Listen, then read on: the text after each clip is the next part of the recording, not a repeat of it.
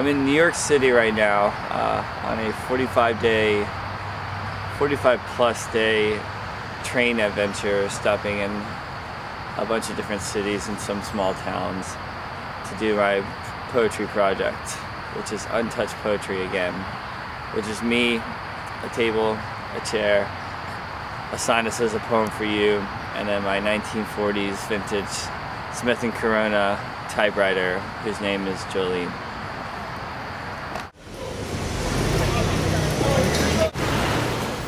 I've never felt more comfortable and more alive than I have by living on people's couches and going and typing.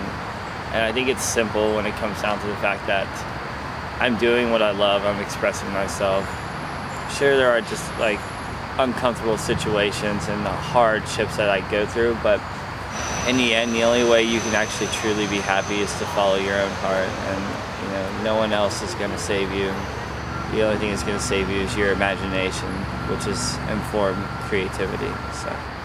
So the project is simple. It really is. It's bringing poetry to the streets, and written poetry, or type poetry for that matter.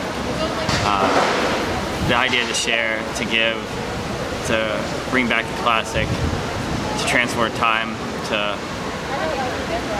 shoot for the illusion that we're not completely caught up in digital world and technology, and bring some craft and some romance and some poetry to the people.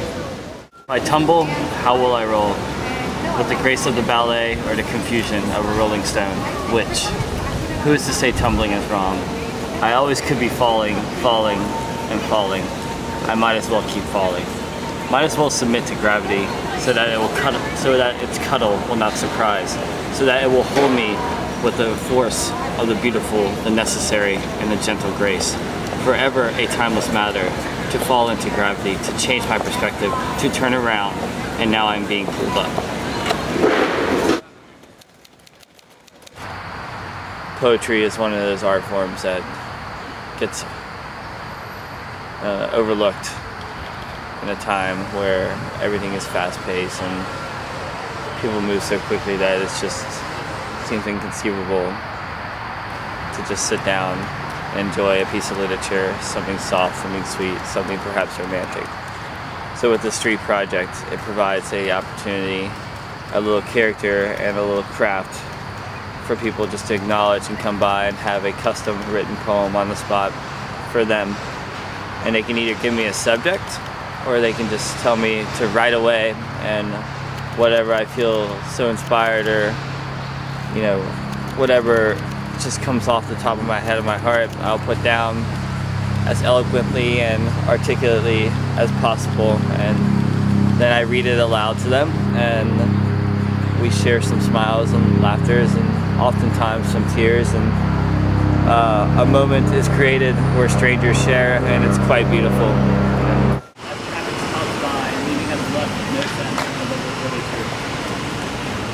Poem for New York. Thank you. Awesome. You're very welcome.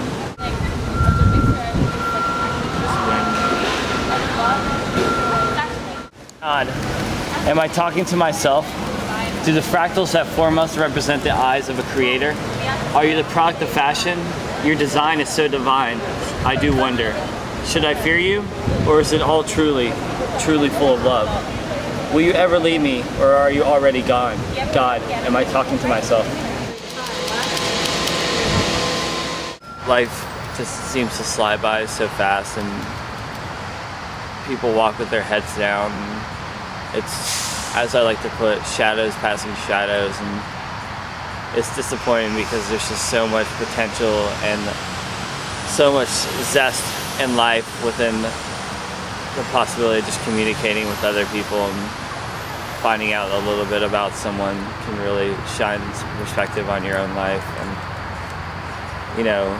in my lifetime and what I've been through, I feel that the easiest and most effective way to change the world is just to be kind to others. And with Untouched poetry, not only do I get to be kind, but I get to share, and the energy created allows people to be vulnerable enough to give me subject matters that they just wouldn't ever lay on someone else. maybe it's just my years and years and years of caring and loving about other people have just radiated deep into my core to where like I give off a certain vibe, a certain love that's just already there. But for whatever reason it happens.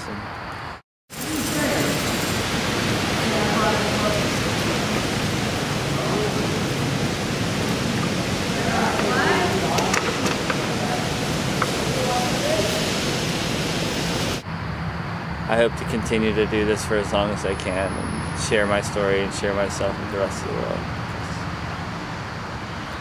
It truly is beautiful.